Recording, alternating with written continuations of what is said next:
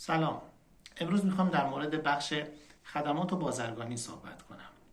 این بخش که سومین بخش اقتصاد هست، در حقیقت برای شهری مثل زاهدان میتونه مهمترین بخش به حساب بیاد.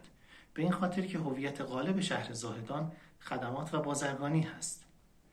در مورد بازرگانی توجه به این نکته ضروری هست که بخش بازرگانی در حقیقت پشتوانه دو بخش قبلی، یعنی بخش کشاورزی و بخش صنعتی ما قرار داره.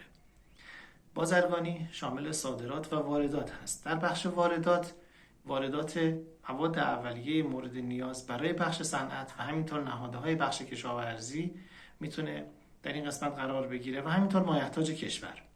اما بخش صادرات هم یکی از مهمترین بخش ها هست که در حوزه تجارت قرار میگیره و در مورد صادرات که خب یکی از چیزهایی است که خیلی مورد توجه مسئولین ما قرار میگیره، این هست که ما باید صادرات غیر نفتیمون رو افزایش بدیم.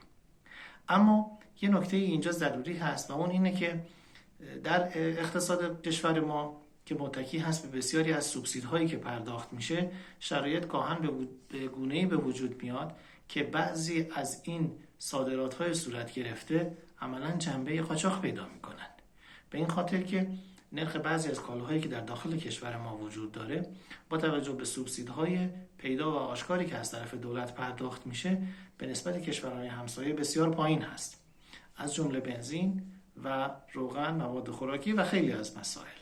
طبیعتاً صادرات این قبیل کالاها میتونه حکم قاچاق داشته باشه مگر اینکه از مبادی قانونی و با دریافت تعرفه‌های لازم انجام بگیره که این موضوع هم از عهده و توان خیلی از افراد خارج هست. توصیه‌ای که بزرگان علم اقتصاد برای این منظور دارن این هست که باید قیمت‌ها تقریباً با قیمت‌های کشورهای همسایه همسان بشه و پرداخت یارانه‌ها صرفاً برای زیرساخت‌های عمده و برای صنایع اقتصادی و برای گسترش کارخانه‌ها و برای گسترش مشاغل، گسترش کشاورزی در محل‌هایی که این پتانسیل لازم رو دارند استفاده بشه. در مورد این موضوع بیشتر صحبت میکنیم.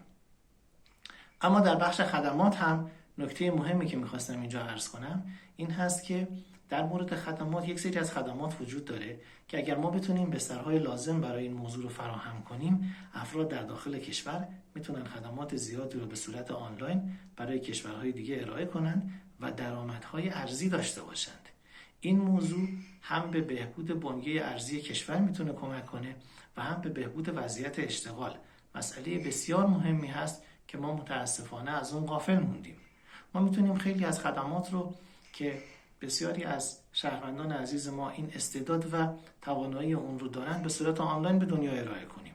اینها میتونن شامل خدمات ارائه وبسایت، مشاوره، نوشتن مقاله و خیلی چیزهای دیگه باشه که میتونیم ما اونها رو ارائه بدیم و درآمد دلاری داشته باشیم. توجه به این موضوع میتونه کمک خیلی زیادی مخصوصا به بهبود بنیه اقتصادی شهر زاهدان و اشتغال جوانان اون داشته باشه. در مورد این موضوع بیشتر صحبت میکنیم.